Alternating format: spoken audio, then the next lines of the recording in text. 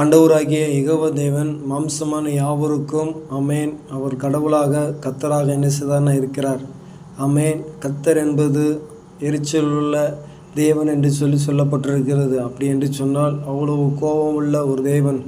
ஆனாலும் தம்முடைய இரக்கத்தினாலே அமேன் ஜனங்களை என்ன செய்தார்னா அவர் நேசித்து கொண்டிருக்கிறார்.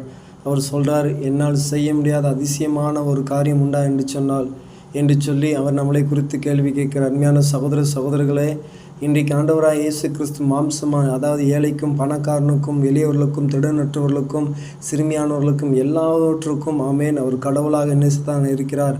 அவரை நம்பின ஜனங்களுக்கு அவர் உதவி செய்வார். எப்படி நம்ப வேண்டும்? அமேன். அந்த கடவுள் எனக்கு உதவி செய்யாவிட்டாலும் பரவாயில்ல, நான் அவரை நம்புகிறேன். அவரை பார்த்தால் தான் நான் நம்புவேன்.